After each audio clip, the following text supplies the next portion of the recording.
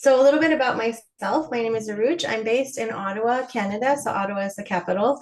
And I've been working in the area of women, peace, security, and human rights for most of my life. I used to run an NGO on WPS over a decade ago, and now I run a consultancy.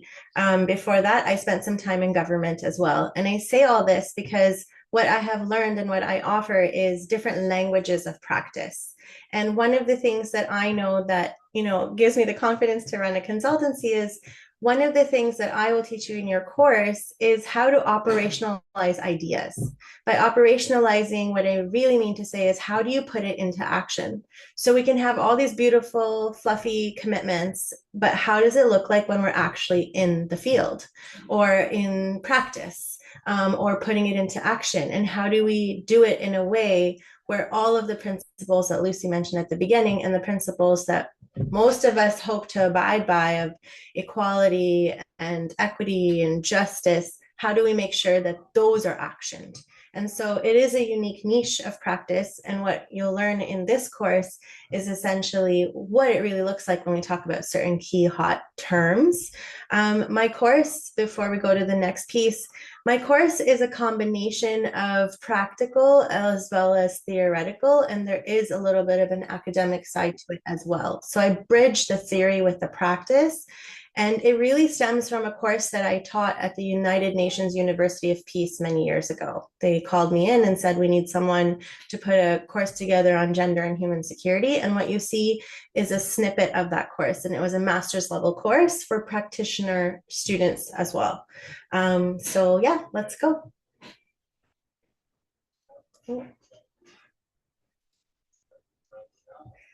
And I think I want to just say, like, if we have it open, we have the mics available to be talking. So if at any point you want to ask a question, please raise your hand or just start talking if I can't see you because of the screen. I do want it to be interactive, and that's usually my methodology.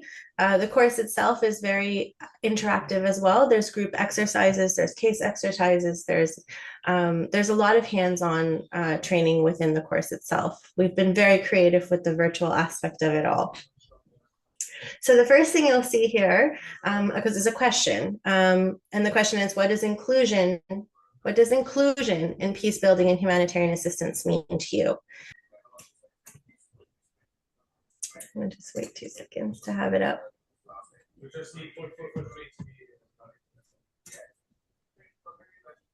So one of the things that we talk about when we're talking about gender and peace building is really talking about how to conceptualize these concepts in certain settings. So some of us that that are on the call that have worked with the gender side of things, we understand that there's a power dynamic that's associated with gender, and we'll talk about that. But how do you conceptualize these concepts in a way where you can assess them and measure them and then address them? And that's something you'll learn in the course. So that will be the practical element of it. And there'll be key concepts that we'll be looking at. So we'll be looking at, again, in these specific settings, so conflict, post-conflict, and humanitarian settings, power, privilege, intersectionality, and vulnerability. And that ties into that buzzword of today, which is coming back after a few years, human security. You'll also have practical engagement with the Women, Peace, and Security Framework, which is a framework of the United Nations, which we'll talk about in another slide, as well as the UN framework for the prevention of conflict-related sexual violence, an area that I work in internationally as well. Also, you'll be able to, I hope, once you leave the course, apply a gender-conscious approach in humanitarian and fragile settings. And I came up with the definition of gender conscious about, I don't know, I want to say about a decade ago, and I'll show you what I mean when I'm saying gender conscious. And it's really bridging that theory with practice and putting it into action and mainstreaming gender and looking at, how can you, every time you look at something after this course, look at it from a perspective where you're looking at varying vulnerabilities, various power dynamics, various consciousness that has to do with what we define as gender, which we will define again in the course. You'll see practical modalities, and here's where the meaningful engagement piece comes in, but the practical modalities for meaningful engagement and inclusion in peace building. And we'll talk about that in a minute as well. And then really understanding what exactly is the quote unquote human security approach. For some people that have delved into this, it's a buzzword right now. A lot of agencies are taking it up again in terms of what it means and looks like. And as you're practicing your work in your respective areas, it's something that will be really, really necessary to understand, and how to make sure that it's connected to gender and the context that we work in. So on to the next slide. So gender as a system of power, we cannot talk about vulnerabilities and the security of people, the safety of people, the progression of people without talking about power dynamics. And so one thing you'll have in the course is practical exercises on understanding what that really looks like. And again, my goal for you as a takeaway is the skills and the perspective shifting that happens in the course will be with you as a skill individually for the rest of your career. And I've done this I've taught this course in many versions for many years. And that is something that I often get back, is that I didn't look at things the way I do now. I know at the beginning of the course, we also have some time where we have a reflection, moment with some of the ways that things are taught, to understand, and reflect on how you view the world. I know that for some folks, sometimes it's very heavy because they're realizing that they never even thought of things a certain way. So my goal with you is to have a personal learning as well as a skill-based piece happening at the same time. So you'll have some tools on how to approach these contexts that we're talking about, but you will also have the ability to walk away with, I hope, personal growth. And so what you see here, three different things, right? That we will talk about the gender as a system of power. So we see the symbolic meanings in that blue circle. These are the visual representations, images, objects that have a gendered meaning attributed to them. We know as gender practitioners also that gender and the concept of gender can be fluid. It can change over time, it can change over context, and we will talk about what that means as well and how it applies to the contexts in which we want to apply this knowledge and work to. We talk about identities, roles, and relations. We have a workshop that we will be doing on that. And then in terms of institutions and structures and how those work, we'll be looking really at that, like how it is a factor in processes, practices, and distribution of power, distribution of decision making. Decision making is a big piece when we talk about peace, conflict, and humanitarian assistance. I built in the humanitarian assistance piece into this course a few years ago. And I did so because, one, my firm works in humanitarian contexts. We've worked in emergency contexts, and we apply the same approaches and tools that you'll see in the course to these contexts when we're doing a gender analysis. We look at the power dynamics because we know that in some of the most vulnerable settings, how do we need to make sure that the most vulnerable voices are heard so that their needs are addressed? And it's the same when we talk about peace building and gender. We know that women are typically more than half the population in a fragile setting or a post-conflict setting, for sure. It's a fact.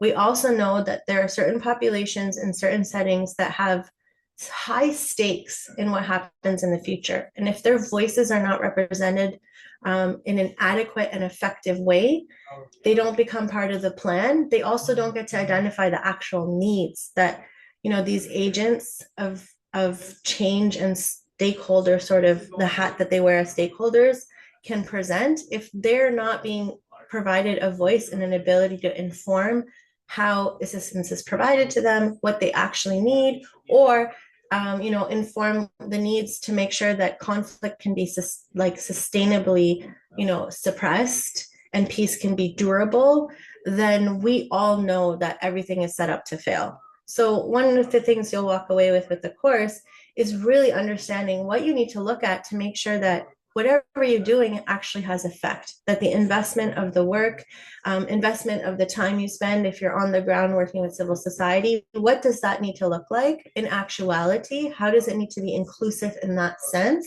so that there's success in your work, so it's effective?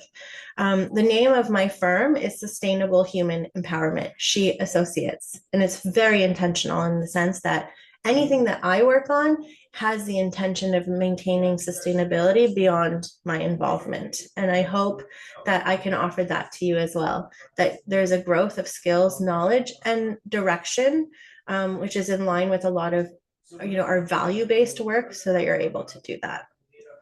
So we'll move to the next piece. So this is just a little snippet. So I say sneak peek because this is a sneak peek. And what you'll see here is operationalizing the human security approach, the matrix. It's basically a chart that I'll walk you through. We'll talk about what all of these mean, like all the headings and everything. But it's something that we've used, and I'll show you an example of our work that we did a few years ago in the situation of a flood zone, where we did a rapid gender analysis, and how we applied this human security approach and methodology to ensure that certain voices were heard in the way that we made sure that certain demographics and certain folks were identified for the purposes of providing their voices, and how that dynamic works and doesn't work, and what needs to happen. So what you see here is a practical tool.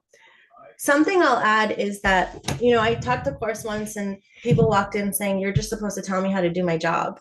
And the answer is no, I'm not. Everyone comes in from different aspects and viewpoints and standpoints and positions. We've had government people working with us and in courses, attending courses. We have like independent practitioners. I have a lot of institutional folk, if you're working in the big agencies coming in. It will not be my job to teach you how to do your job. You will not be able to walk away from the course with this manual that will tell you what to do every single time you do it. You're coming in to learn your skills and perspective and approaches. And so what you'll walk away with is a snippet of that. It's a 5-day course. This could be a master's course and a master's degree. So what you're going to get is something that is really hand selected and intentional in making sure that you get a wholesome understanding from the theory of what we mean when we're talking about power dynamics, all the way to how you see it in real life and how you can engage with it. So there'll be, the segments of that being interconnected so that it's practical in that sense, but I will not be teaching you how to do your job. So I'll leave it there. The next slide. Thank you. I see the comment. Yeah, you'll see the colors are our firm's colors. It's a branded tool.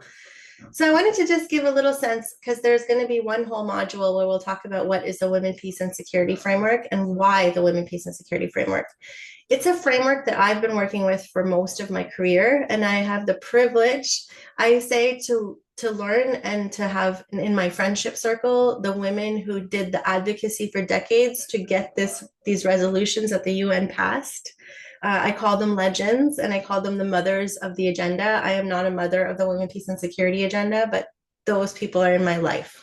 And what I mean to say is, basically, so the Women, Peace, and Security Framework is a framework of 10 United Nations resolutions of the Security Council. And that is very key, because the Security Council really presents itself as an obligatory body of member states, so countries that are part of the UN, to action certain things. When a resolution is passed by the Security Council, it's essentially mandatory. When a resolution is passed by the General Assembly, such is not the case. And so it was very clever advocacy that made sure that the women's agenda, the Women, Peace, and Security agenda, was passed through the Security Council. It took this year will mark actually the 25th anniversary of the first resolution, which is considered a landmark resolution. And I bring this framework up because I am also an activist and on this issue. And what I'll tell you is we often use it as a tool for many things.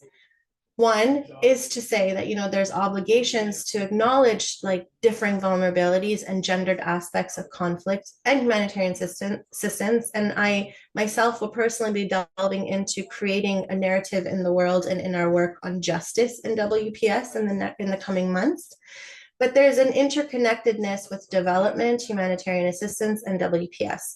And so we'll talk about what that looks like. So you'll get an introduction of what the agenda is, a really wholesome introduction.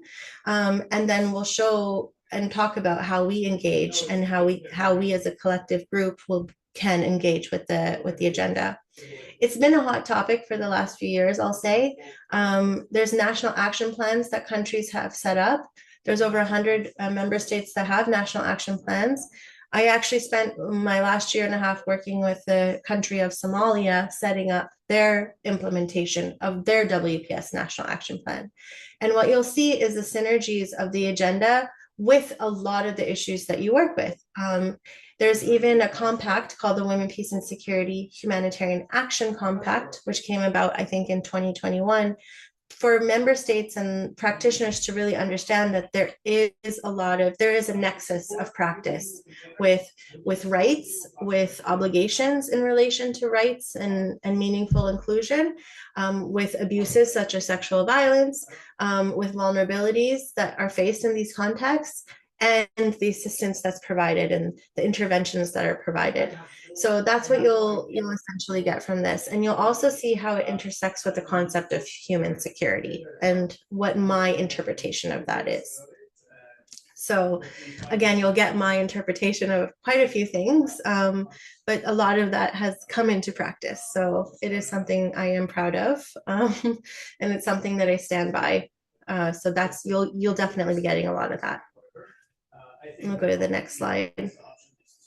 So I wanted to show you this picture. So what you'll see in the corner is, in the right-hand corner, you'll see a symbol of the organization that has a video on this, and we'll be looking at this video in the course.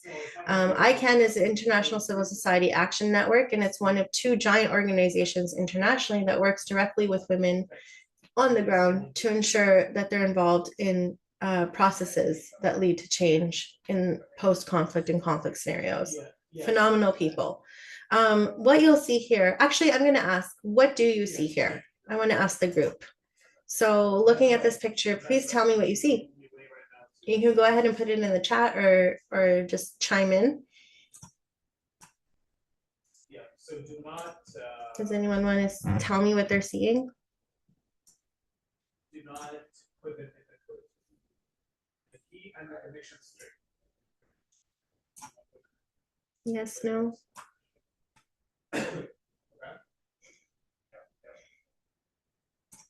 Angry faces.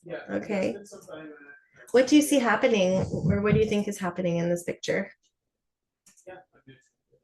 So I see angry faces as well. Anybody else? I see a group of people from different races discussing, yes. Different races. What else do you see that's different? There's some distinguishing attributes, I guess, for purpose in the picture. Uniforms, yes. What else?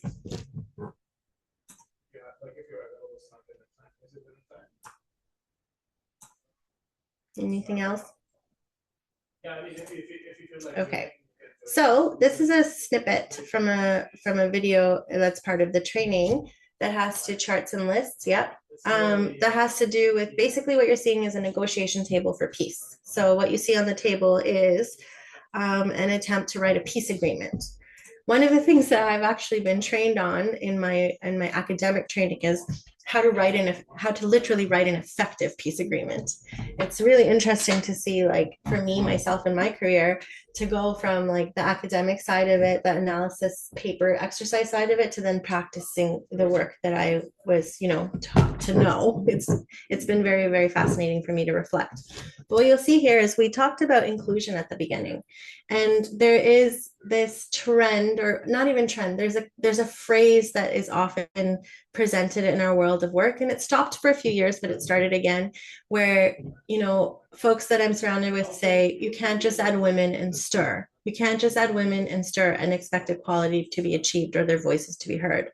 So one thing that I mentioned at the beginning was that one of the things you'll walk away with is really understanding the effective modalities of inclusion.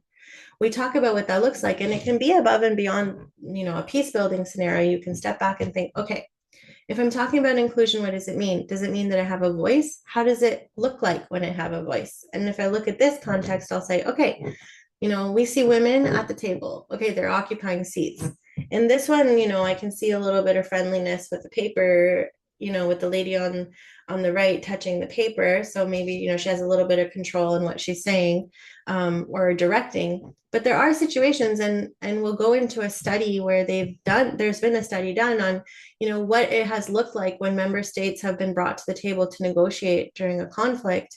And when, mediators have come in externally and they've said, you need to have women in the room. What does that look like? Does it mean that inclusion is being achieved because they're sitting on the side of the room? Because that happens. Does it mean inclusion has been achieved because they were outside the room and they got to come in for a few minutes? Because that happens.